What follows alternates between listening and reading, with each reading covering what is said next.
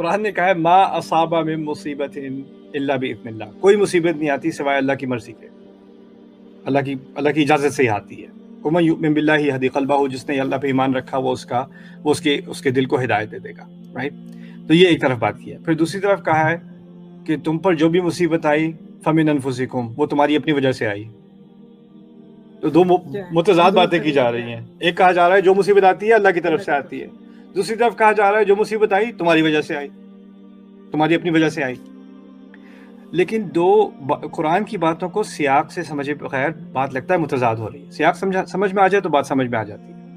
اللہ تعالیٰ نے کہا ہے کچھ مصیبتیں ایسی ہیں جس پہ ہمارا کوئی کنٹرول نہیں۔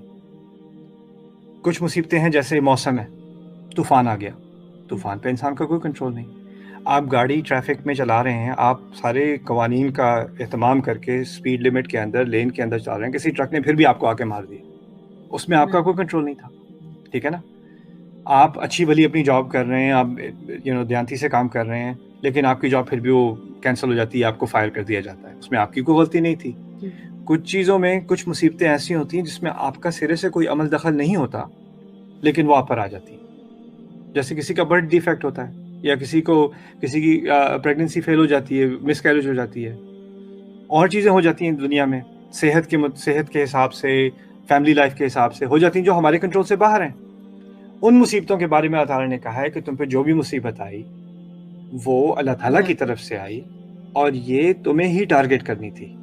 یا اصابہ کا لفظ عربی میں استعمال ہوتا ہے جب تیر ٹارگٹ کو ٹھیک طریقے صحیح موقع پہ لگے، صحیح نشانے پہ لگے، یعنی یہ جو مصیبت آنی تھی یہ کسی اور کو کبھی نہیں آنی تھی، یہ صرف تمہیں ہی آنی تھی، اور اس کو تمہارے لیے خاص ہٹ کرنے کے لیے اللہ تعالیٰ نے بنایا گیا تھا، اور اس سے تمہارے ایمان کا امتحان تھا۔ وہ ایک درس ہے۔